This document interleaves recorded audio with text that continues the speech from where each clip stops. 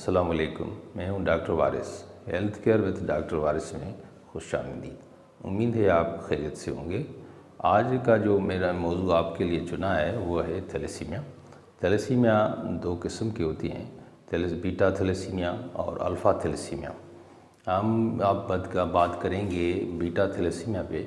Beta thalassaemia में दो किस्म होते हैं, एक थैलेसीमिया माइनर और थैलेसीमिया मेजर।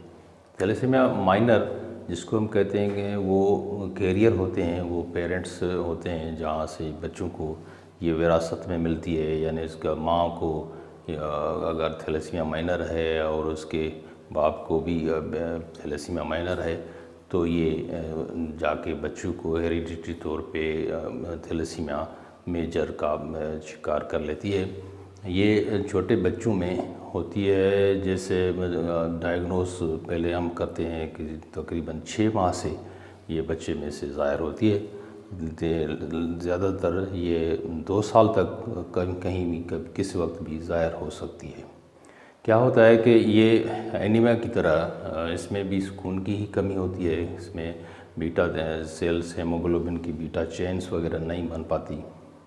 मैंने इससे पहले भी एक वीडियो एनीमिया पे बनाई हुई है, जो आयरन डेफिशिएंसी एनीमिया, बहुत सारी कॉमन एनीमिया की किस्म है। वो लिंक आप डिस्क्रिप्शन पे शो कर दूंगा, वो भी वहाँ विज़िट करिएगा। और आज का जो मैंने आपको बताया कि थैलेसीमिया मेजर, जिसमें हमारे छोटे बच्चों से 6 महीने से लेकर 2 साल तक ये ज़ाहिर हो जाती है। ये उसकी भी साइन सिम्टम ऐसी हैं कि जैसे खून में उसका बच्चे में खून नहीं बन पाता और उसको रेगुलर ट्रांसफ्यूजन की ज़रूरत पड़ती रहती है।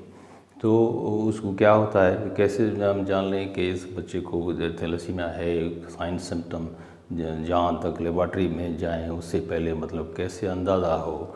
वो ये होता है कि बच्चा ज़्यादातर रोता रहता है, उसको इन्फेक्शन होता है और वो ग्रो नहीं कर पाता, मतलब कद नहीं बढ़ता और वो ज़्यादातर उसकी वेट भी नहीं बढ़ता, उसका खाना हज़म नहीं होता, बार बार वो रोता रहता है और वो उसको कद भी नहीं बढ़ पाता है। साइन और सिम्टम में ये भी होता है कि मेलर बोन्स यानी फेस के बोन्स और क्रेनियम बोन यानी स्कल बोन की साइज़ भी बढ़ जाती है। ये भी एक समझने की बात होती है कि इसको बच्चे को थैलेसीमिया हो गया है। जब हम इस ऐसे बच्चे को देखते हैं तो बाद में उसकी टेस्टें कराते हैं। टेस्ट में आम रूटीन टेस्ट होती हैं इनकी, जैसे ब्लड सीपी होती है और उसमें देखते हैं कितना इसका हेमोग्लोबिन कितना कम हो गया। उसके बाद एक ख़ास किस्म के टेस्ट होता है जिसमें हम देखते हैं हेमोग्लोबिन, इलेक्ट्रोफोरेसिस का टेस्ट होता है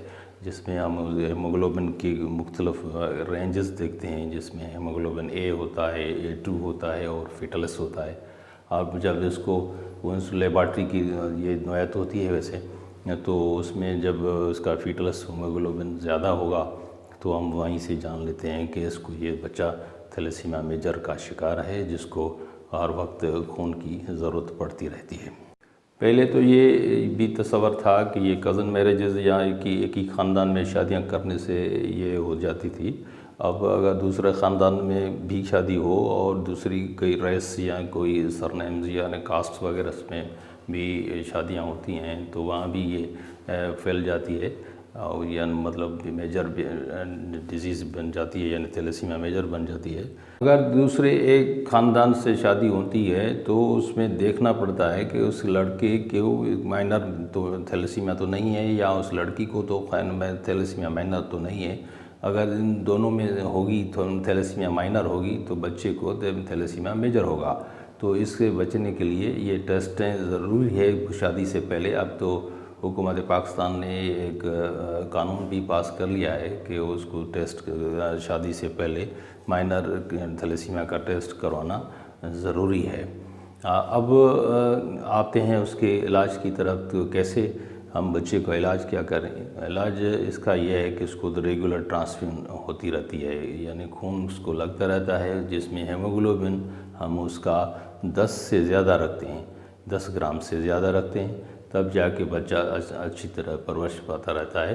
ये रेंजेस होती हैं, ये तकरीबन 6 माह से लेके ये ज़्यादातर 20 साल तक भी कोई उसकी सर्वाइवल रेट होता है। कभी कभार कोई 30-35 तक भी चला गया, वरना उसमें कोई इतने सारे इन्फेक्शन बढ़ जाते हैं तो उसकी सर्वाइवल रेट वैसे ही कम हो जाता है। मुकम्मल ट्रीटमेंट तो इसकी होती है बोन मैरो ट्रांसप्लांटेशन से, जो उसकी वो भी उस बच्चे की होगी जिसकी फेरेटिन लेवल ज़्यादा बढ़ ना पाए। फेरेटिन लेवल क्या होता है कि इसमें जो बच्चा हर वक्त ट्रांसफ्यूजन लेता रहता है तो उसमें आयरन का लोड बढ़ जाता है, वहाँ वो जो जिगर में जाके जमा हो जाता है, वहाँ अगर वो जम गया तो ये उसको फ़ायदेमंद नहीं होती और ये इसमें नहीं हो पाएगी और ये मतलब सर्वाइवल रेट इससे नहीं बढ़ेगा। तो जिसमें सीरम फेरेटिन लेवल अगर नॉर्मल होगी उसी बच्चे की ये ट्रांसप्लांटेशन हो सकेगी। और उसके बाद भी मुसलसल तौर पे इसको फोलिक एसिड की गोलियां लेनी पड़ती हैं, वो भी उसका इलाज का एक हिस्सा होता है, वरना इसकी ट्रांसफ्यूजन ब्लड की ट्रांसफ्यूजन से ही होता है इलाज इसका। इन बच्चों को मुसलसल ट्रांसफ्यूजन लेने से उनकी तिली बढ़ जाती है और ये धाता इतनी बढ़ जाती है कि उसको हमें काटना पड़ता है, यानी ऑपरेशन करना पड़ता है, यानी स्प्लेनेक्टॉमी होती है। ये भी इसका सर्वाइवल के लिए इसका इलाज का एक हिस्सा होता है। मुसलसल ट्रांसफ्यूजन के बाद इन बच्चों को आयरन चिलेटिंग एजेंट यानी आयरन डिपॉजिट न होने पाए उसके बचाव के लिए एक डेस्फेरोक्सामाइन का इंजेक्शन लगता है, जो तकरीबन 12 घंटे चलना चाहिए हर ट्रांसफ्यूजन के बाद, जैसे कि आयरन डिपॉजिट न होने पाए। ये होता है इनके इलाज में शामिल होते हैं। अगर अब तक आपने मेरा चैनल सब्सक्राइब नहीं किया तो सब्सक्राइब कीजिएगा और बेल आइकन को दबाइए ताकि मेरी हर आने वाली वीडियो आपको बर वक्त मिलती रहे। तब तक अपना ख्याल रखिएगा। अल्लाह हाफिज़।